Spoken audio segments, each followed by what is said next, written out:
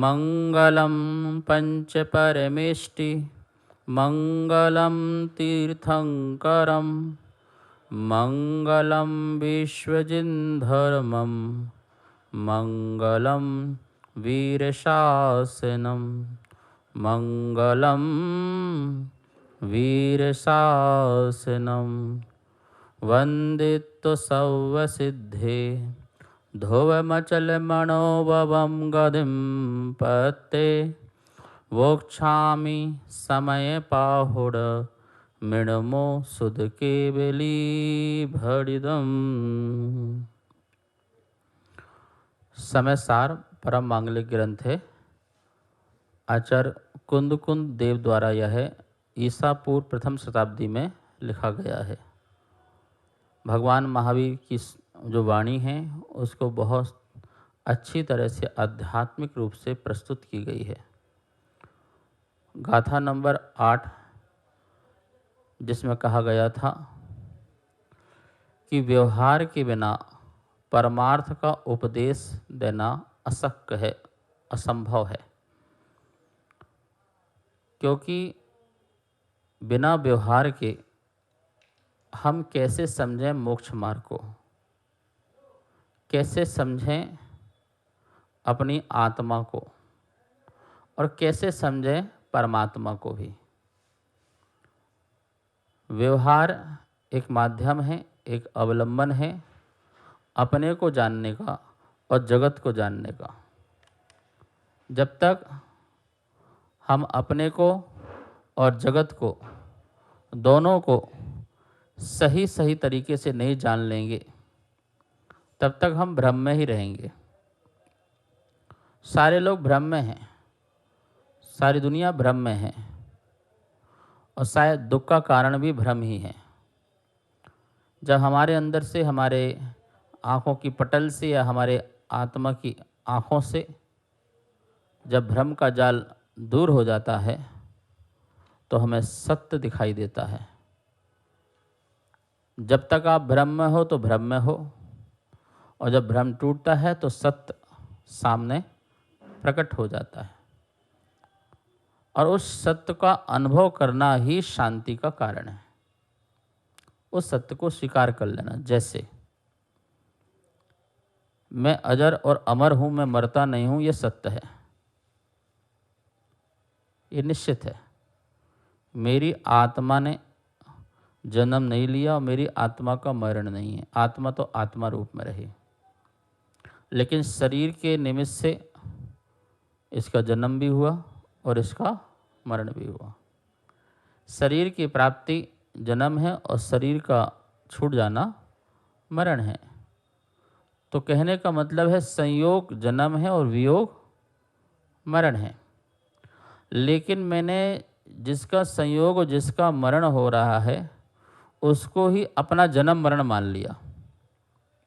ये मेरा भ्रम था, ये मेरा भ्रम था, ये मेरी बुद्धि मिथ्या थी। और इस मिथ्या बुद्धि के कारण मैं अपने को बचाने में लगा रहा, जबकि मैं बच नहीं सकता था। मतलब शरीर को बचाने में लगा रहा, शरीर को सुरक्षित करने में लगा रहा, जो कि असंभव था, संभव नहीं था। और इस कारण मैं पूरे जीवन पर्यंत दुखी रहा। और जैसे ही ये असत्य का पर्दा उठता है और सत्य का ज्ञान प्रकट होता है कि हम तो अजर और अमर हैं, अविनाशी तत्व हैं, जिसका कभी विनाश नहीं हो सकता, नित्य ध्रुव एक ज्ञायक स्वभाव है, ऐसा मैं शाश्वत आत्मा हूँ, जिसे किसी ने बनाया नहीं इसलिए उसका जन्म नहीं, और कोई इसे मिटा नहीं सकता इसलिए इसका मरण नहीं। अनादि अनंत हूँ। इस पर हमें श्रद्धा होती है तो भ्रम मिटता है, और इसकी अनुभूति होती है तो सुख मिलता है। मैं ऐसा हूँ, ऐसा शाश्वत सत्य पर श्रद्धा होती है तो सम्यक दर्शन होता है। और इसका जब मैं अनुभव करता हूँ, ऐसा शाश्वत सुख का जब मैं अनुभव करता हूँ, तो मुझे सम्यक चारित्र की प्राप्ति होती है, तो शांति मिलती है, आनंद की प्राप्ति होती है। 8वें नंबर की गाथा में यही समझाया जा रहा है कि जो अज्ञानी आत्मा है, जिसे ऐसे सत्यों का ज्ञान नहीं है, तो हम उसे डायरेक्ट नहीं समझा सकते, डायरेक्ट अनुभव नहीं करा सकते हैं, तो उसे व्यवहार का अवलंबन लिया जाता है। कैसे व्यवहार का अवलंबन लिया जाता है? जैसे बालक शेर को नहीं जानता है, पर शेर के बारे में सुनना प्रारंभ करे और आप शेर की कहानियां बताना प्रारंभ करो, तो उसके मन में सिर्फ एक ही प्रश्न आएगा कि शेर की कहानी हमने सुन तो ली, पर हम कल्पना नहीं कर पा रहे कि शेर होता कैसा है। माँ, आप कहानी में 100 बार आपने शेर शेर बताया, शेर दहाड़ता है, शेर ये करता है, शेर वो करता है, शेर राजा होता है, शेर वो, बहुत सारी बातें बताई शेर शेर के बारे में, पर हम शेर की कल्पना नहीं कर पा रहे कि शेर क्या होता है। आपने शब्द से हमें शेर बताया, ये तो ठीक है, लेकिन अनुभव से हमें शेर नहीं बताया। चलो हम आपके शब्दों के शेर पर श्रद्धा भी कर लें, लेकिन अनुभव से शेर का श्रद्धान नहीं हो पाएगा, तो फिर हम शेर के बारे में नहीं जान पाएंगे। तभी सामने से बिल्ली निकलती है, बोले देखो ये शेर। बिल्ली शेर जैसे दिखती है ना, कुछ हद तक कैसे दिखती है बिल्ली? शेर जैसे दिखती है। तो अभी बालक अज्ञानी था, यद्यपि बिल्ली शेर नहीं है, और माँ का अभिप्राय भी गलत नहीं है कि वो बिल्ली को शेर बताए, बेटे तो इसको शेर मान ले। गधे को शेर मान ले ऐसा नहीं कहना चाह रहे हो, और गधे को शेर तो कह ही नहीं सकते, बिल्ली को शेर तो कह भी दो। और वो भी क्यों कहेंगे बिल्ली को शेर? क्योंकि कथनचित कदाचित वो उस रूप दिखती है। कभी दुनिया में किसी ने गधे को शेर नहीं कहा होगा, बताओ, आपने कहा हो तो बात अलग है, क्योंकि आपसे बड़ा समझदार कौन हो सकता है? शायद किसी ने कहा नहीं होगा, लेकिन बिल्ली को शेर अनेकों माँओं ने अपने बच्चों के लिए कहा होगा, क्योंकि कुछ अंश वो दिखती है। तो ये व्यवहार है कि शेर का ज्ञान कराने के लिए मैंने उस जैसे दिखने वाली वस्तु को भी शेर कहा, लेकिन वो शेर है नहीं।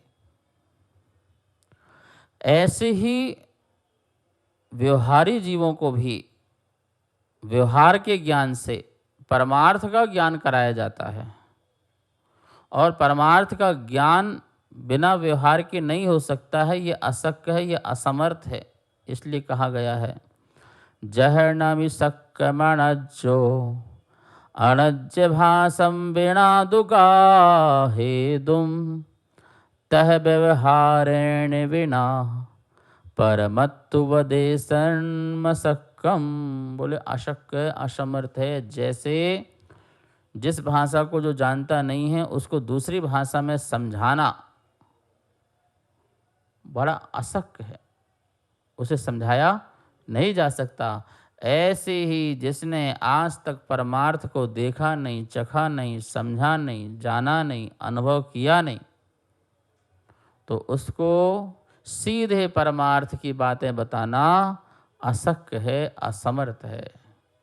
उससे उसका परिचय कराना, उसका उससे अनुभव कराना, उसको उस बारे में सुनाना, ये सब असमर्थ है।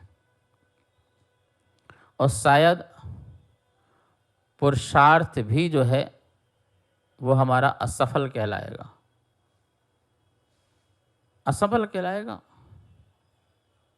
इसलिए जो अज्ञानी हैं उसको अभी तो आप जो है व्यवहार से धर्म बताओ। जैसे मंदिर जाना धर्म है, ये निश्चय नहीं है, ये परमार्थ नहीं है। ये व्यवहार है।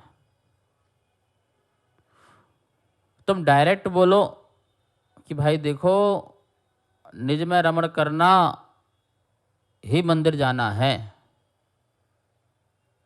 निज में रमण करना ही मंदिर जाना है, निज में रमण करना ही परमार्थ भक्ति है। पर में रमण करना परमार्थ भक्ति नहीं है। परमात्मा पर है, पर को छोड़ो, और स्व में रमण करना ही निश्चय भक्ति है। यदि इस प्रकार का आप कह देते हैं तो उसका भविष्य खतरे में हो जाएगा, क्योंकि अब वो मंदिर नहीं आएगा, तो अब गुरु भी नहीं मिलेंगे उसे सच्चे शास्त्र भी नहीं मिल पाएंगे। वैसे ही वह व्यसनों में फंसा हुआ है, वैसे ही 24 घंटे भोगों में लगा हुआ है, और आपने कहा कि निज में रमण करना ही निश्चय भक्ति है, और वही भक्ति जो तारेगी। अब वो निश्चय को जान नहीं पा रहा और निज में रमण कर नहीं पा रहा, और व्यवहार भक्ति का निषेध कर दिया।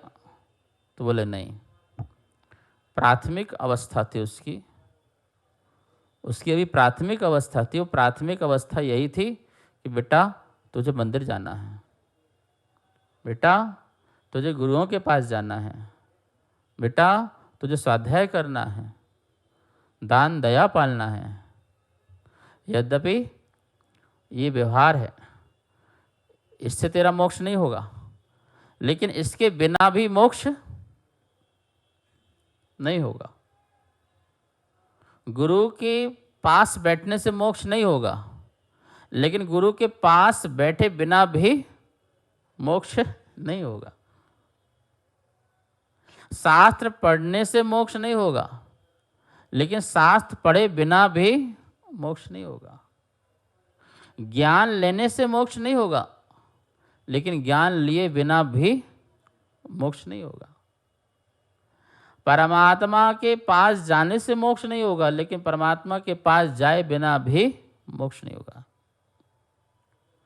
ये साधन है साध्य की सिद्धि के लिए।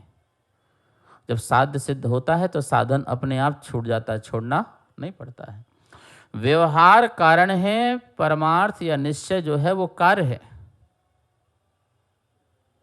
कारण से कार्य की सिद्धि होती हुई दिखाई देती है, और यद्यपि जब कार्य सिद्ध होता है तो उस समय कारण का अभाव हो ही जाता है, लेकिन कार्य की सिद्धि जब तक नहीं होती है तो कारण रहता ही रहता है। ये न्याय है। नाव से पार होना ये कारण है, लेकिन नाव से उतरना ये कार्य है। नाव से तो उतरना ही पड़ेगा, क्योंकि आपके कार्य की सिद्धि हो गई है। अब आपको मंजिल प्राप्त करना, आप उतरिए, आप आगे जाइए। अब कारण पर मत अटके रहो। कारण ने अपना कार्य कर दिया, कारण की अपनी एक सीमा है। फूल से फल आता है ये निश्चित है, लेकिन जब फल आएगा तो फूल को मुरझाना पड़ेगा, फूल को झरना पड़ेगा, फूल को हटना पड़ेगा। और ये भी निश्चित है कि बिना फूल के फल, पहले पत्ती फिर फूल फिर फल, एक क्रम है। किसी भी पेड़ में सबसे पहले पत्ती आएंगी, ध्यान रखना। अंकुरित होगा तो क्या निकलेगी? पत्ती निकलेगी। पत्तियों के बीच में क्या निकलेगा? एक फूल निकलेगा। और फूल के नीचे क्या होता है? जैसे जैसे फल आएगा फूल छोटा होते जाएगा, मुरझा जाएगा और गिर जाएगा।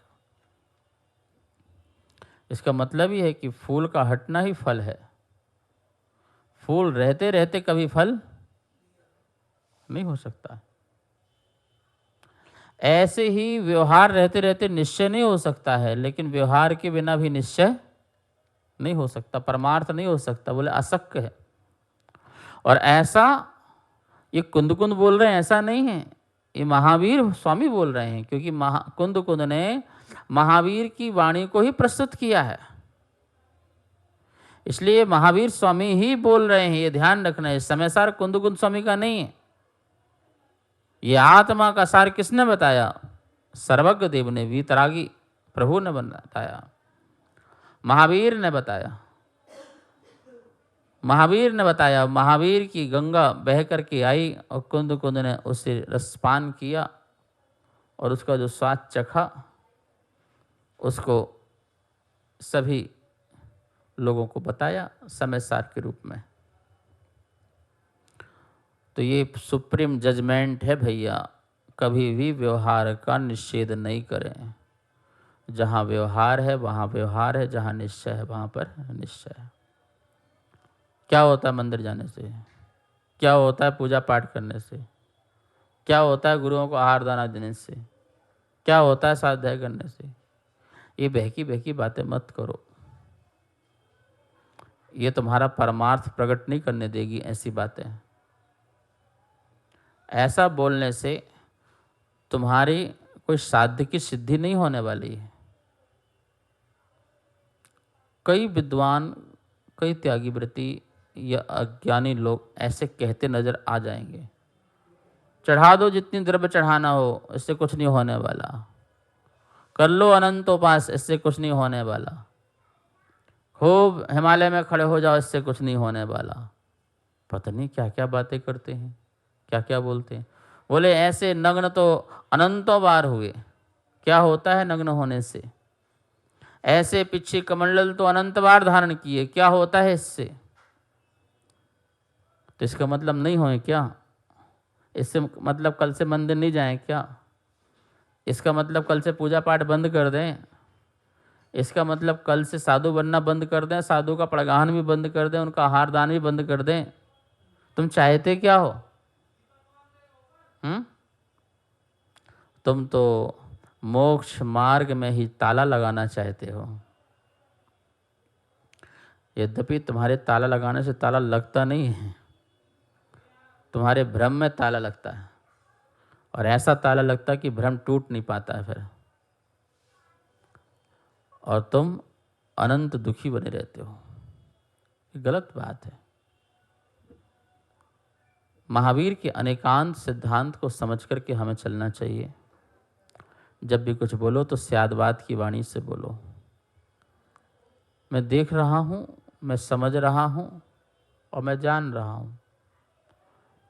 कई लेखकों की पुस्तकें भी पढ़ता हूँ, कई लेखकों की कविताएं भी पढ़ता हूँ। कहीं कोई निश्चय का निषेध करता हुआ दिखाई देता है, कहीं कोई व्यवहार का जो है निषेध करता हुआ दिखाई देता है। तरह तरह से लोग निषेध कर रहे हैं। ये तो हम समझ जाते हैं कि इसकी प्रधानता हो सकती ये अभी व्यवहार की हो या निश्चय की हो, लेकिन जहाँ सरासर ही निषेध कर दिया जाता हो और एक पक्ष को ही सर्वोपरि कर दिया जाता हो, ध्यान रखना वो महावीर का सर्वोदय तीर्थ नहीं हो सकता है। किसी एक का बात तो हो सकती पर सर्वोदय तीर्थ नहीं हो सकता है। महावीर की बात बिल्कुल स्पष्ट है। तुझे क्या समझ में नहीं आ रहा ये बता। नहीं, ये समझ में नहीं आ रहा, हम तुझे समझाएंगे, हम तुझे कई तरीकों से समझाएंगे, इस एंगल से समझाएंगे, इस वाला एंगल से समझाएंगे। हम तत्व से समझाएंगे, तत्व से समझ में नहीं आया तो हम द्रव्य से समझाएंगे। आपको द्रव्य से समझ में नहीं आया तो हम पदार्थ से समझाएंगे, हम वस्तु से समझाएंगे। आपको उससे भी समझ में ना आया तो हम अस्तिकाय से समझाएंगे, पंचास्तिकाय से समझाएंगे। हम समझाएंगे, हम नए से समझाएंगे, हम प्रमाण से समझाएंगे, हम निक्षेपों से समझाएंगे, हम अनुमान से, तर्क से, इन सब से समझाएंगे। आप बताओ क्या समझना आपके लिए, हम समझाएंगे। आप थोड़ा धीरज रखें, आप थोड़ा धैर्य रखें, आपको हर चीज़ का ज्ञान होगा, हर चीज़ समझ में आएगी। ये महावीर का जो विषय है, मतलब वाणी है, प्रवचन है, उपदेश है, व्यापक है, व्यापक है। उस व्यापकता को समझो। ये नयों का ज्ञान जो है वो अद्भुत है, और भैया ऐसी बातें सिर्फ महावीर की वाणी में ही मिलती हैं। इधर उधर जाओगे कहीं ऐसी वाणी मिलेगी नहीं। सभी लोग हठाग्री बने हुए हैं, सभी दुराग्री बने हुए हैं। जिसने जैसी मान्यता बना ली उस मान्यता को लेकर के ही बैठे हुए हैं। महावीर मान्यता पर विश्वास नहीं करते हैं। महावीर जो सत्य है उस पर विश्वास करते हैं, सत्य के उद्घोषक हैं। महावीर की वाणी भी तो व्यवहार है, महावीर का प्रवचन भी तो व्यवहार है। जो परमार्थी हैं उनको उपदेश की क्या आवश्यकता है, लेकिन वाणी व्यवहार है, प्रवचन व्यवहार है।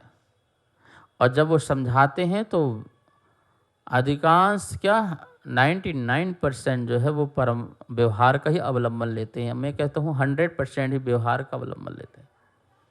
क्योंकि कोई भी चीज़ को समझाने के लिए उसमें जब तक गुण गुणी का भेद ना करो, धर्म धर्मी का भेद ना करो, वाच्य वाचक का भेद ना करो, तब तक बात समझ में नहीं आ सकती है।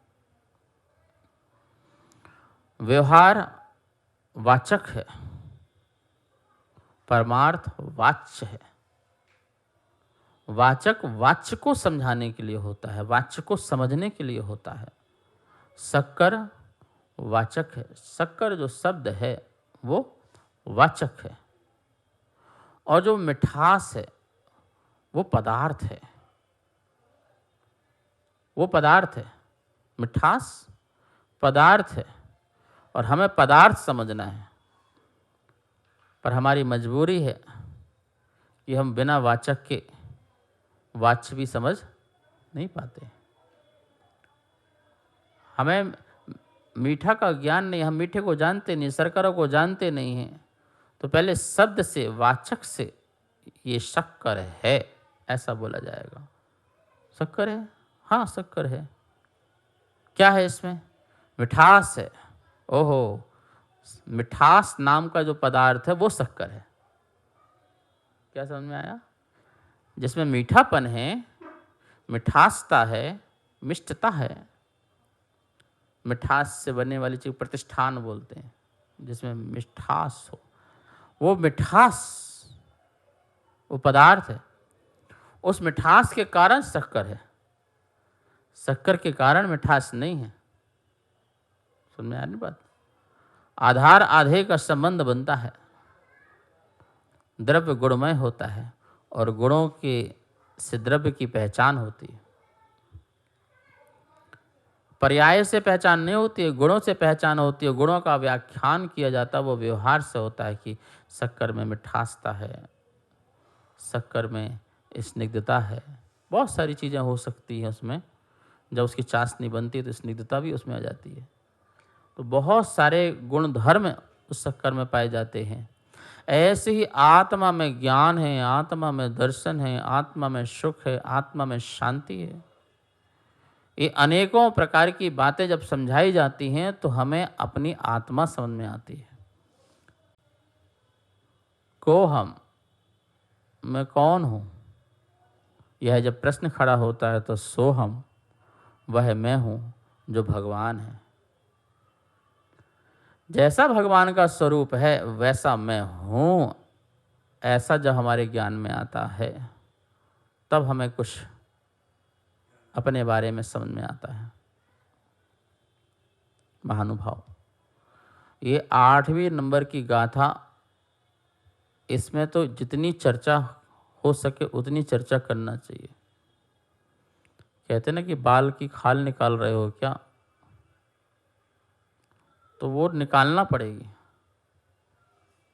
जब तक बिल्कुल अंत तक ना पहुंच जाओ, सुप्रीम जजमेंट तक ना पहुंच जाओ, तब तक ये चर्चा होते रहना चाहिए। बड़ी मार्मिक चर्चा है, बहुत ही आत्मिक चर्चा है।